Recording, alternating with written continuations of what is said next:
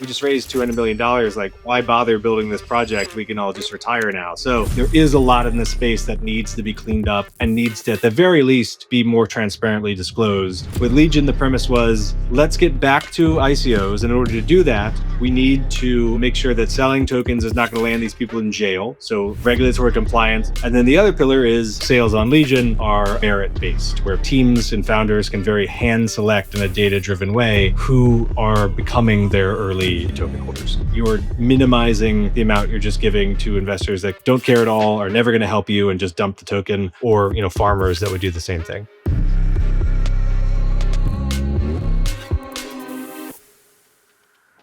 Hey, Sohejl here. Thanks for tuning in. Real quick before we begin, if you enjoyed this episode, if you learned something, please consider to follow or subscribe or share this episode. That helps us out a lot. It helps us to reach more people and to spread quality education across the space about crypto and Web3. Also, if you're part of a crypto project or represent one and you would like to come on the show or do sponsoring, please get in touch with us. And lastly, everything we talk about today is for educational purposes and no financial advice. Enjoy the show. All right, lovely to have you on the show, Matty. Thanks for having me. Yeah, I'm curious for this one. I mean, you co-founded Legion, right? It's an early stage fundraising platform focused on crypto projects. So I thought we could kick this off by talking a bit about the history of fundraising and where you saw like an opening for Legion. So like in your view, what has the history of fundraising been and the cycles we've gone through in crypto? Like with token sales, the dynamics around project launches, they kept changing, right? From ICOs to other mechanics. And what was like the moment or the opening that you saw for a platform like Legion? Great question. I think to go all the way back, obviously, a lot of people think Ethereum itself was the first ICO out there, but that's actually not true. There were some ICOs even on Bitcoin before that. I think Mastercoin might have been the first ever ICO. But yeah, I mean, you've had ICOs, and of course, before that, proof of work, which was not quite a fundraising mechanism, but obviously, a token distribution mechanism, which often go hand in hand. And I can't remember which partner it is, but I believe one of the partners at Multicoin kind of has a good mental model that I like of framing how each bull market in crypto has historically been kind of marked by a new token distribution meta, right? And so you had proof of work, you had ICOs, right? Ethereum was the one that popularized it, and then Ethereum itself went live. And of course, 2016, 2017, we had the ICO craze on Ethereum.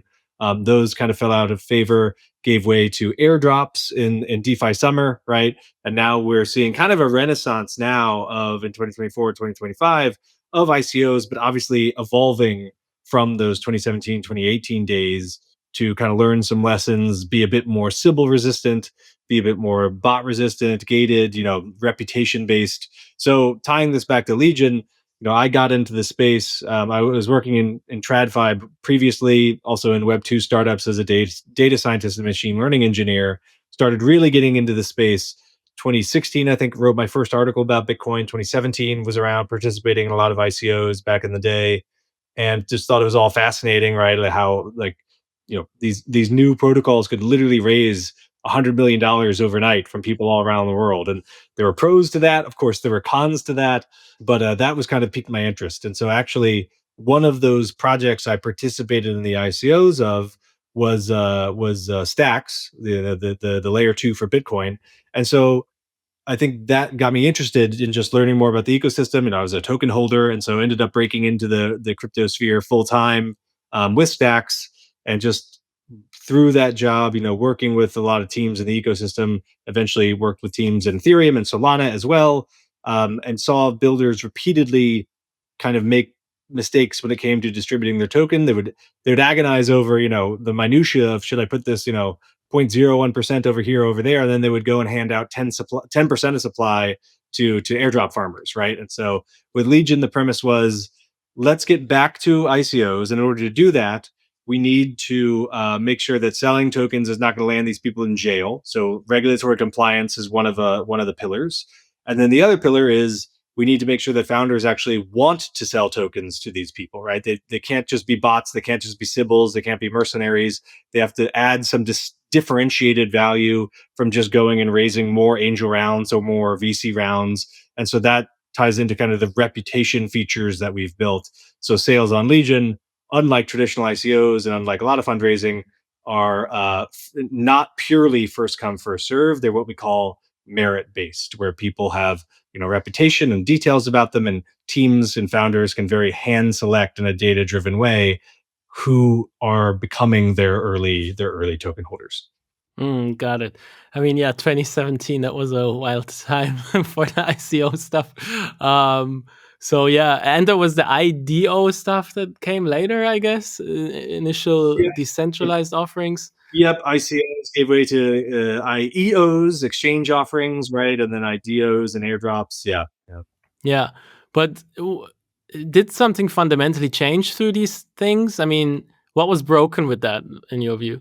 Yeah, so I mean, just to talk to that evolution really briefly, I mean, ICOs, the initial premise was that they're fully permissionless, right? Anyone can spin up a project, anyone can fund.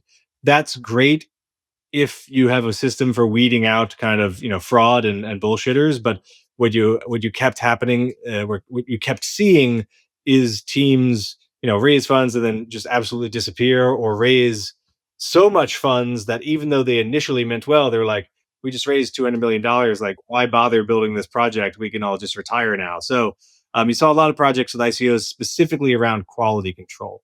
So they started to move slightly over to exchanges, also because regulators were kind of getting more and more attention to this, like the Telegram, the Kick ICO, right back in the day, that were planned, because the idea of like anyone can fund this. It's perfect for, on paper at least, for terrorism financing, for money laundering, right? Like somebody sends fund into a smart contract or an ICO, they clean their funds essentially. So there was, and there still is today, an emphasis in most protocols, most sales, on KYC and basic KYC and AML compliance. We can argue about the efficacy of it, like does it actually intend its or reach its intended goal? I would say not, but nevertheless, it is important to tick the box at least and kind of protect yourself from a risk point of view as a founder. And so IEOs were kind of twofold. It was on in theory the exchange was vetting the team and doing a little bit of quality control, and then also these were users of a centralized exchange, so they had done basic KYC, and so there was less risk for, in theory, all parties involved. And then obviously there's some challenges with that, right? Like an exchange has other incentives. Their profits are primarily driven by trading volumes, so working with fewer projects isn't actually conducive to their overall business, where they should just pump through as many as they can, which will maximize their trading volumes, which runs directly counter to holding a high bar for quality. So that kind of lagged. And then we have IDOs, decentralized, which ties into the DeFi summer kind of. We're distributing our own token ethos. It's not an airdrop, of course, because it's not free, but many of the same mechanisms and kind of strategies are involved, right? So you might, for instance, do a lock drop where anyone can lock up TVL in order to buy tokens or get distributed tokens. Nowadays, we would just call that like a points meta, right? But back in the day, it used to be a bit more, arguably and ironically, used to be a bit more clear about, okay, this is the specifics of the sale, right? This is how many tokens are being distributed. Lock up, this much, and you'd get these many tokens. Whereas now with point systems, it's completely not transparent about how many tokens you actually get at the end of the day. Yeah, I get you. There's a lot to talk about there. Like one of the simple mental models I've come around to is kind of to just think about the incentives in the dynamic. Like, what are the incentives of the platform, of the project, and whoever is participating? And like you said or already alluded to, it's like if that platform that's doing that initial sale is, for example, taking some sort of listing fee or something, or they benefit from trading volume afterwards, the incentives aren't really aligned with like maximizing the quality of the project, right? Like for example, Echo.xyz, which is another platform, I believe they go the platform earns on the carry of the investment. So the people participating in that token sale of the project, if they turn a profit, the platform takes a percentage of that. That's how I understood it. So then there's more alignment, right? You want projects to do well, so you can get a percentage of the profits. How do you think about that whole side of things, like aligning the incentives? No, I mean, you're dead on in that incentives are what matters at the end of the day, right? This space, all of us are a function of our incentives. And so a model like, Echoes, as you mentioned, right? I think the overall platform, yeah, takes its fee as that carry. But you also have to think about the incentives of the syndicate leads in that model, right? Because it's a syndicate. And so there's the platform, but then there's a bunch of private groups, each with its own, called syndicates, right? Each with its own lead. And those leads have different incentives than members of the syndicate and then from Echo itself, right? So you have to think about all those incentives when it comes, and certain syndicates might charge, like a slightly different model, right? They might charge a percentage fee of what's invested. In theory, I actually don't know if any do, but all I'm saying is you have to think through those incentives of all the players involved. Similar case on Legion. The players involved, though, a little bit simplified where there's no groups. Every sale on Legion is platform wide. It's public, right? Anyone can see it and participate as long as you're not from a sanctioned jurisdiction.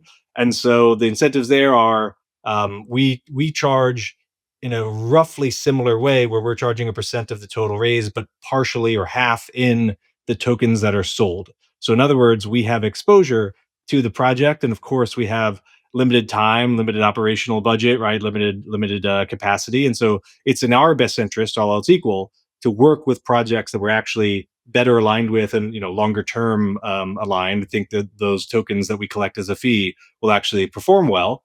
And interestingly, it also it aligns our incentives with investors, with buyers, with users of Legion, right? Because all else equal, if we get better terms for our users in the sale, that means more tokens or more quickly unlocked tokens for us as Legion.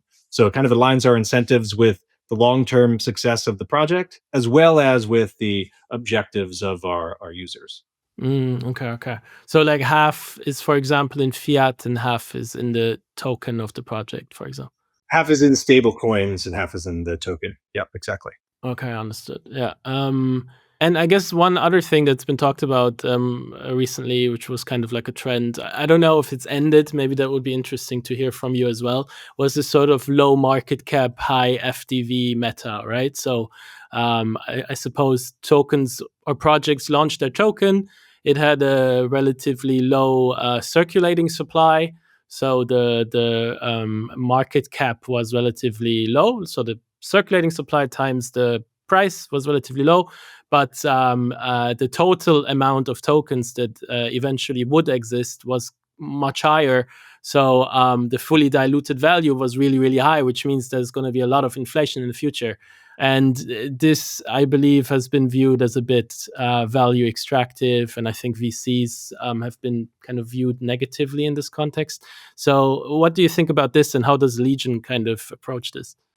Yeah, I think it's an interesting question because that alone is not necessarily value extractive, right? Like just launching a new token, and Bitcoin itself was like this, right? There was literally zero initial supply, and then it started to be mined, right? So low float, high FTV, so to speak, or at least low float on its own, that is not inherently extractive. What is extractive, right, is when that is intentionally used to kind of inflate or mark up previous VC investors, right, that got in early and now they're up on paper a ton. And maybe that FOMO's in retail investors who don't know what they're doing and they get dumped on. Or the VC can then use that as, look, on paper we're up 10,000%. Let's raise a new fund, with that paper mark, even though in reality by the time they unlock, they could easily be not up anything or down on their investment. So there's a couple warped incentives when that's combined with very private early fundraising for that small portion of tokens is only available to a small set of people.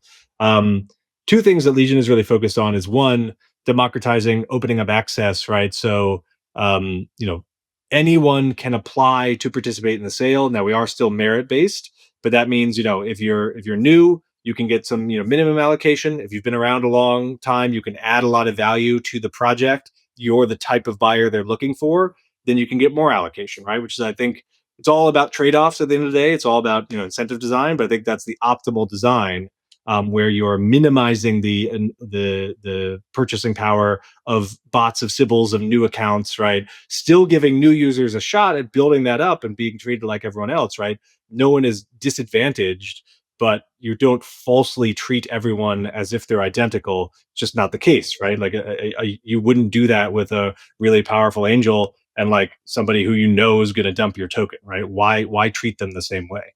So we use this data driven approach to democratize it, merit based access, give everyone equal opportunity to invest, to build up a name for themselves. And then the second thing is, I think a lot of this has to do with disclosures, right?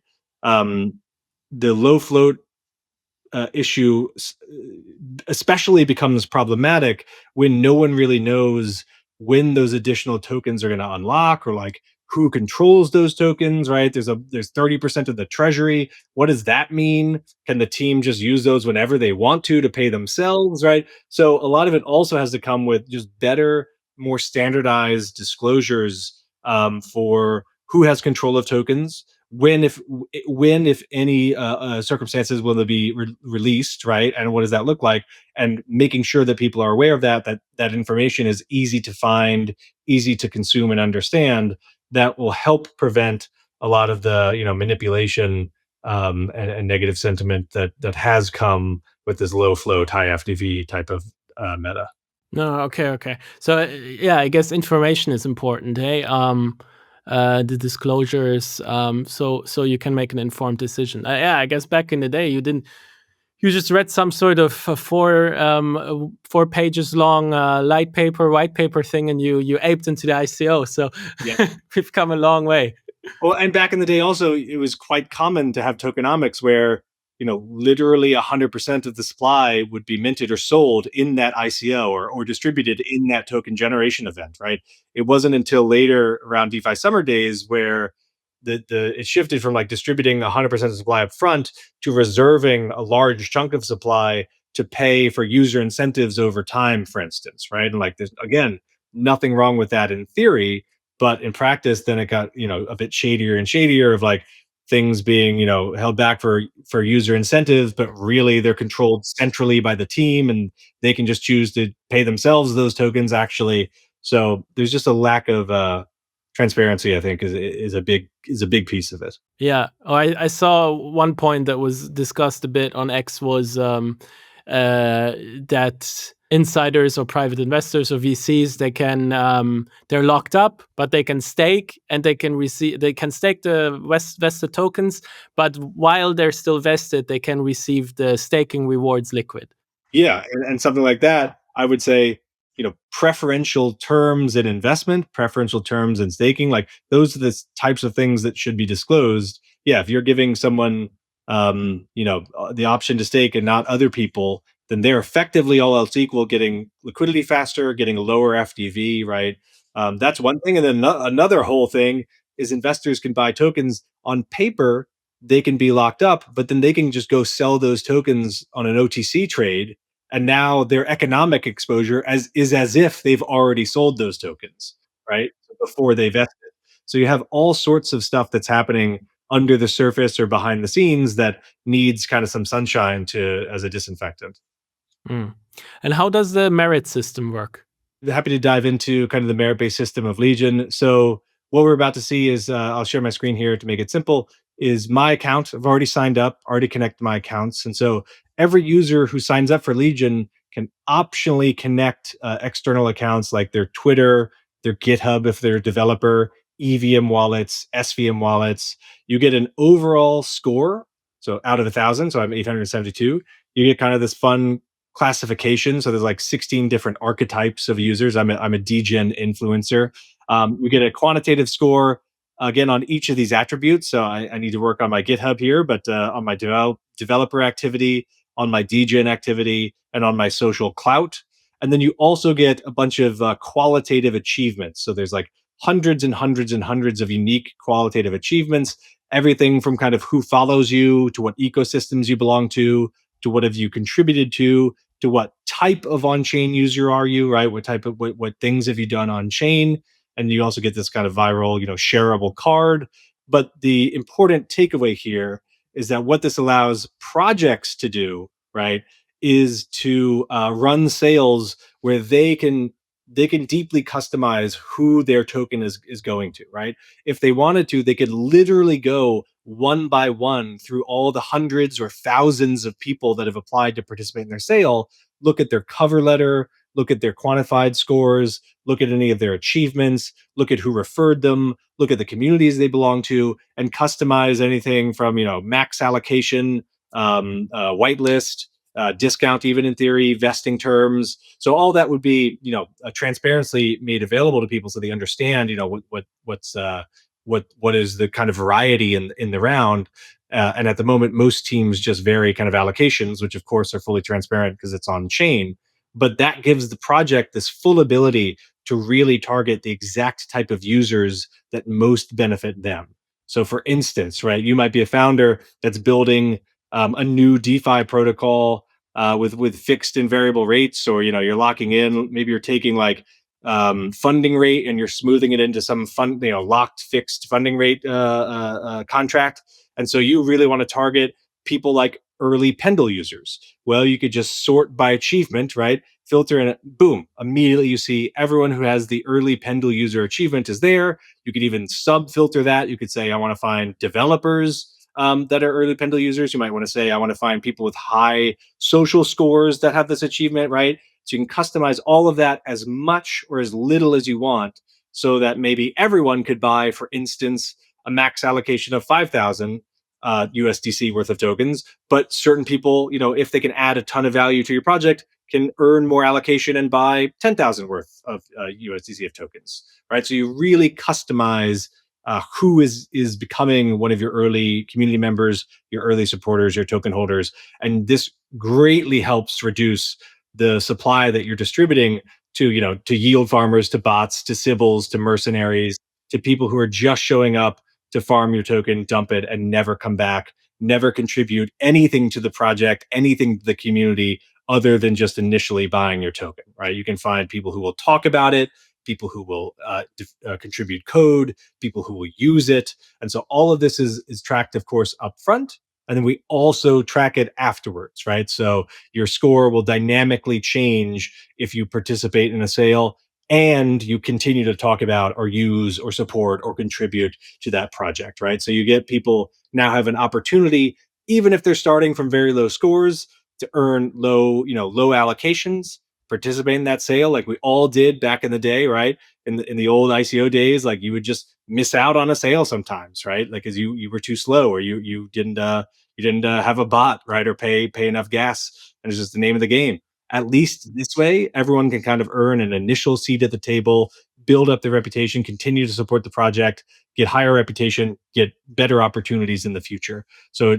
the incentives are aligned here, where if you're participating in the project, you should support it long term, because that gives you unlocks more and better opportunities or larger opportunities in the future. So that's just a quick look at how the our reputation system works. Yeah, it's fascinating. So it's kind of like changing your view of the people participating from just like investors that they just put some money in, to kind of like contributors as well, right? So they can contribute something to the project, and you can kind of curate who comes along on this journey, I guess. Yeah, that's exactly right.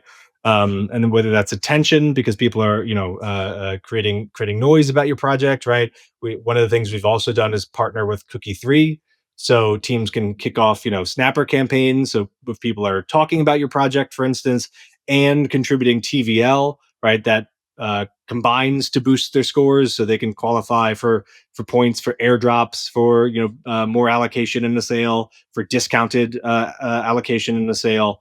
So really what we're building for, yes, for people to put their money where their mouth is, for helping teams distribute tokens to the people that are going to stick around, that are going to contribute, talk about a project, use it, contribute code, and you're minimizing the amount you're just giving to investors that don't care at all, are never going to help you, and just dump the token, or farmers that would do the same thing. And what has the traction been like with this? Maybe to kind of understand, like also some metrics or something you can share, how this has been going. Maybe I'll reshare my screen here really quickly, but yeah, I mean, on the traction side of things, it's been great. We've been around for 7 months, helped teams raise over 25 million. We've had over, as you can see here, over 140,000 people sign up and generate a reputation score. And you'll notice we have some pretty noticeable, memorable, recognizable names in the leaderboard here, like Alex S, one of our angels. And so, yeah, clicking into his profile again, you can see kind of all the achievements he has that teams can filter by. But overall, the reception's been great. I mean, founders love, absolutely love that they can sit down, and some of them spend hours, pouring through the list of people to find the ones that can most, move the needle for the project, best contribute. And then users again like that they can get access to these early stage opportunities, these sales. And so, yeah, whether it's the investor response of over 140,000 people signing up, or the projects, have been all very positive feedback from the founders we've worked with. The reception has been great. We're very fortunate to have a bunch of strong investors ourselves, and so we're looking forward to involving the community in that very soon. So the response has been great, and we're about to, I can allude to, drop some early alpha. We're about to make some pretty big key announcements over the next few weeks, where we'll have some pretty massive distribution channels unlocking. We're signing partnerships, so that 150,000 users number, or 140,000, is going to look quite a lot larger very soon. And so projects can get spread their token even further. And we're speaking now with some of the best projects and best founders out there, of protocols that everyone has heard of, everyone knows, everyone is highly anticipating their launches. And so it's bright days. I'm really excited to be maybe I'll have to come back on when I can speak in more. But yeah, super excited for what this month holds. Yeah, for sure. I have a hunch, but I'll keep it to myself. And once it's out, I'll let you know if it was what I thought. Yeah. All right. Sounds good. um, so perhaps also on the project side, like if someone's watching, what kind of projects would you say are best suited to do a sale on Legion? I think what's best suited, and probably not too surprising given this kind of the narratives overall, but is a consumer focused product, right? At the moment, that's a lot of like DeFi AI, that no one has figured out how to pronounce that, but DeFi AI, right? Yeah. um, and consumer applications, right? Consumer, or infrastructure for consumer applications remains hot if it's well funded, well backed, and as a good team. And then the flip side is institutional can work too, but if there's already pretty solid revenue and traction, right? So you see kind of institutional plays that have strong token value accrual mechanisms, revenue generating, right? There's a narrative hop onto.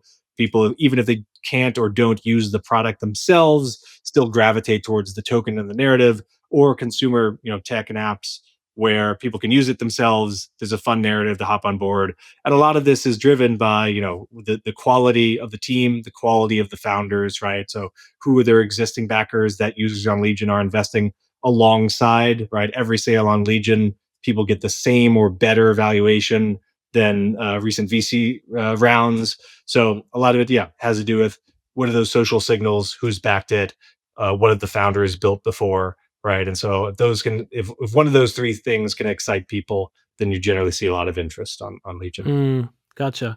This might be my favorite question. I'm just thinking about how to formulate it, but basically, I guess on the relevance of VCs, like sort of like as like what do they do at the core of it, which is like pool some money and then like distribute it in a way. Maybe that was always a bit of a thought around crypto where you could have now like more direct sales and you could raise from all over the world, and maybe you don't need to raise from VCs. And I guess maybe hand in hand with that is kind of the advent of AI and sort of I guess the change in leverage a bit. It feels like small teams can now achieve significant revenue more quickly, like Lovable or other projects, where you're kind of wondering if the leverage of capital is degrading a bit and it's going more towards uh, you can code, you can leverage AI, you can go from idea to execution much more quickly, and maybe you're not that dependent on capital. Um, but at the same time, you're seeing those exact teams raise actually a lot of money. So that contradicts it a bit. I think Lovable themselves, they announced a big raise. And you're in the thick of this kind of. So what's your view on that? Yeah. I mean, there's several aspects to this question. I think VCs will remain relevant, but with the caveat of, obviously you had this kind of explosion of the number of VCs in recent years in crypto, and there's been a lot of growth, in the kind of lower, the non-tier one class kind of VCs, right? And so, anybody who gets together and pools together some money is calling themselves a VC, or it seems. I've talked to like I don't know, looking like an 18-year-old in Bali or Yeah, something who yeah, just yeah, yeah. rolled I'm a out of bed VC. Yeah, and pitching that person. It's kind of strange. maybe they have a lot of money to deploy with because they have some rich friends, or they could be talking about they have $200,000 to deploy, right? And they're just Yeah, yeah. LARPing. But yeah, I think there was an explosion of people calling themselves a VC. To some extent, have seen a similar thing with market makers, but that's a slightly separate conversation. And so you'll see a lot of those die out, right? You'll see, especially as fundraising becomes more meritocratic, more merit based, right, more accessible to everyone, the community will be competing with VCs for allocation. But that is by no means to say that there's no place for community or top tier VCs, right? They actually add differentiated value. And so we see in the future, there'll still be VCs participating, there'll still be community participating. The big loser will be the tier, 2+ VCs that are largely LARPing and adding no value other than a single big check. And that makes it easier to fundraise or quicker to fundraise, but it also means that you have a really big holder on your cap table, or your token supply, that can just all at once dump that supply, right? So you're not getting kind of as much value as you potentially could, you're not getting as much distribution as you potentially could, which helps minimize supply pressure, get exchange listings, just generally get more mind share and awareness, right? So bunch of benefits to wider distribution. So I think you'll continue to see tier one VCs that can add value combined with community. The other kind of piece to touch on is, you mentioned how the rise of AI is kind of impacting this. I mean, yes, people could delegate kind of money to specialized AI agents to maybe deploy capital for them. But I think that's more of like a time saving thing than anything. The way I think about it is, what is AI doing? It's saving us all time by making us all more effective at any given task. And so when I think about, time used to be one of the most rare resources, and of course it still is. There's some things you cannot accelerate, like just spending time with your family and friends. But if you're talking about in the context of work and productivity, right, I think time is becoming relatively less of a scarce asset, because I can have AI agents do work for me. I have more free time, all else equal. What is becoming more scarce is still capital. It remains a scarce asset to allocate, and creativity, right? So AI can create a bunch of like low to medium quality kind of original content, at least for now. Whereas creating that really well thought out, truly unique, very specialized content or thought process or or product feedback, that creativity is still a rare asset. And so I think you'll see projects continue to distribute value to users who can contribute value, mainly in A, capital, or B, creativity, right? Everyone can use ChatGPT to quickly spin up, a decent summary of like, the competitor landscape and where the industry is going and what features they might need to build in their product. But to get a true expert to delve into your product and give really targeted feedback and things that just AI, at least at the moment, again, is not yet capable of, that human creativity aspect is still incredibly rare and valuable for that reason. So I like to think of it as capital and creativity are kind of the assets that retail investors have to allocate. Ah, I love that take. The leverage of creativity is kind of increasing. Yes. Yeah, I think so. You're commodifying kind of base level production, which is, but Yes. the Yes. the 99th percentile of creation is still super rare, but you've just commodified, like everyone can now pump out like a pretty average, anything really. Yeah. So I guess I think it goes into a concept that David Deutsch said. If you know him, he's like a physicist and behind they call him like the father of quantum computing. And he is also a philosopher, writes on like the growth of knowledge and stuff. And he said basically that AI is or technology overall is shortens the perspiration phase of doing something, and humans can focus more on the inspiration phase. So it sounds like what you said. Yeah, yeah, Yeah, that's yeah. why it resonates with me what you said. I'm like, hey, David Deutsch said the same Well, thing. That's he has better creativity, so yeah, there you go. Yeah. there you go. I guess let's do a big shift from creativity to regulation, because Oh boy, yeah. to this mental, what you call it, not twist, split, like a mental split. So, how do you approach like regulatory design? Because, like, so for example, being MiCA compliant in Europe, because it's also, sorry, maybe to add more to this, it's like I assume it was kind of like a bootstrap thing what you guys did. I believe your co-founder Fabrizio, right? We did have some backing. It wasn't purely bootstrapped ourselves, but sorry, I didn't want to cut you off for the rest of the question. No, all good. So kind of like starting from scratch in a way. I mean, and then to have to deal with this behemoth of, I don't know, regulation and bureaucracy always seems to me kind of daunting. That's why I'm interested in how you guys are doing so well there as well. Got it. Yeah, it's a good question, and to some extent, yes, it is a paradox, or a conundrum of a small startup dealing with regulation. Anytime a company tries to do so. For us, it was, we saw from day one the importance of being regulatory compliant, right? We looked at kind of the landscape at the moment, and at that time, even more than now, the default for teams was to raise from VCs, right? And one of the biggest reasons, if you asked founders why they would do that, and we asked hundreds of founders before we wrote a single line of code, interviewed them, understood their pain points, was I don't want to go to prison, right? Like, why would I sell tokens to average users if I could get in legal trouble, or if those funds could just be clawed back immediately and I never see them anyway, right? So we knew from day one, in order to be a credible alternative to teams only raising from VCs, it's a must that we be regulatory compliant, right? And so, yes, that means KYC AML, but a lot of people think regulatory compliance just stops there. Like, that's a bare minimum, so you're not getting arrested and going to jail for like international money laundering rules.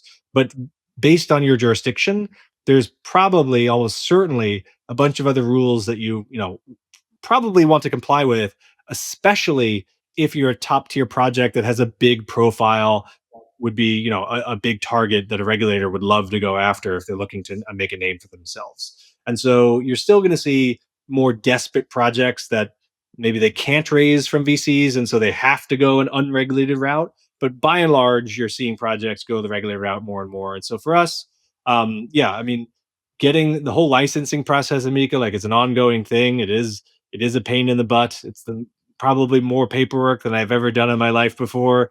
But I think it's an important one. And then there's pieces of MiCA that definitely could have been executed better and optimized, and some of those learnings we're actually taking to conversations with the SEC in the US.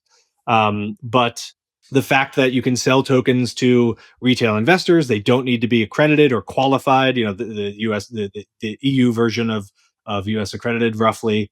That you don't have limits on that.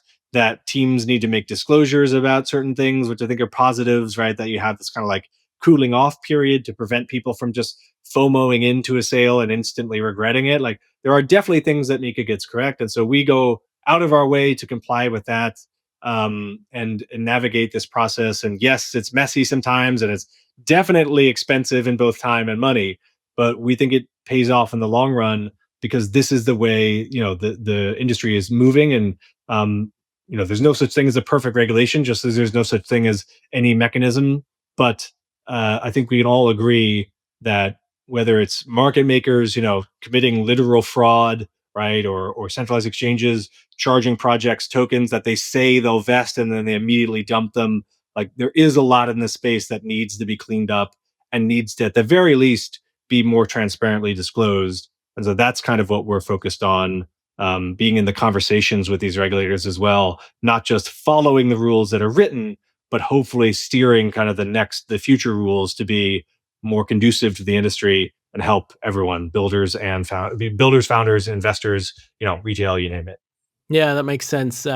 Especially what you just said, around like if you're a reputable company and you want to do a token launch and sale, these things become very important, the compliance. And like I think I mentioned to you before, I work for a Nasdaq listed company, which is an AI company, and we will launch a token around a decentralized AI solution. So that becomes relevant for us as well. And obviously, Legion is an interesting option here.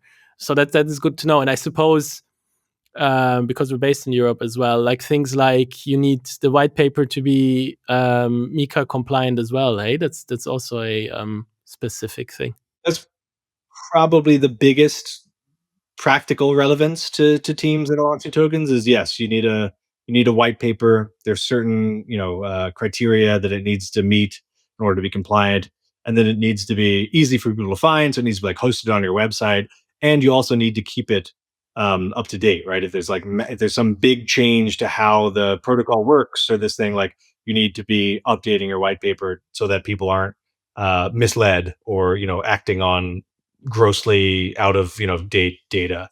So that for most teams, that's the biggest hurdle. Right, that's good to know. But yeah, let's maybe connect on a separate call on Yeah. this. So tell me, is there some stuff that's very relevant at the moment, like things that you have recently launched or that are new on Legion or coming up, where you can already kind of like tease it a bit? Absolutely. Yeah. So a lot of stuff has been happening, will be happening soon. So as I mentioned, we recently partnered with Cookie 3. So teams can do these kind of like social campaigns. People are talking about the project. They can unlock benefits in a Legion sale, such as guaranteed access, such as higher allocation, such as discounts, right? Whitelist. And teams can combine that with economic activity too, right? So it's not just about you talking a talk and just posting AI slop, right? Which is a lot, unfortunately, of what InfoFi has kind of devolved into. But also, are you putting your money where your mouth is? So, for instance, are you locking up TVL into the protocol and talking about it, right? Those two things combined will unlock access into a sale, for instance. So, we've got the partnership with Cookie just kicked off. Super excited about that. We'll be hosting some sales together under that kind of attention capital markets framework that we're super bullish on. We've got some fundraising announcements to make soon. I think I'll just have to leave it there, but I think people will be excited. And we've also got some massive, distribution unlocks, as I mentioned before, where the number of our users, the number of people that are going to see sales, and the quality of projects because of that growth of distribution is going to increase drastically. And so I think people will be very excited by the names of the founders, and the projects that we're speaking with that will soon be coming to Legion. We're also participating, like my co-founder and I, Fabrizio and I, were in, I think 3 weeks ago in DC, met with the crypto task force at the ICC. So we're also in chats with multiple regulators in multiple jurisdictions, whether that's the SEC in the US or the FMA in Austria, to explore sandbox programs, to explore ways to do token sales to more and more people, to do equity and token sales compliantly, right? Because if, for instance, in Europe, MiCA only governs crypto assets. It doesn't govern traditional securities like equity. So we're looking at a sandbox there to offer both equity and token sales in a way that MiCA itself doesn't facilitate. So a lot going on the partnership angle, on the regulatory angle, on the fundraising angle, on the business build out angle, on the features that we're building. So yeah, I would say stay tuned because a lot more is to come, especially over the next 4 to 6 weeks. Oh wow, okay, good timing for the podcast then. Yes, yes, absolutely. Sweet. So I guess, just from my end, if someone is interested now to kind of check Legion out, how would they best go about it? Yeah, the website is legion.cc. Our X handle, our Twitter handle is just that spelled out. So Legion DOTCC. You could those are great places to start finding us. You could join the Discord from there. We're in there. I think that's the best place to do it. Awesome. Thank you, Matty. That was probably one of my favorite episodes, I would say. It was Amazing, great. amazing. Well, thank you so much for having me. Yeah, it was a good chat.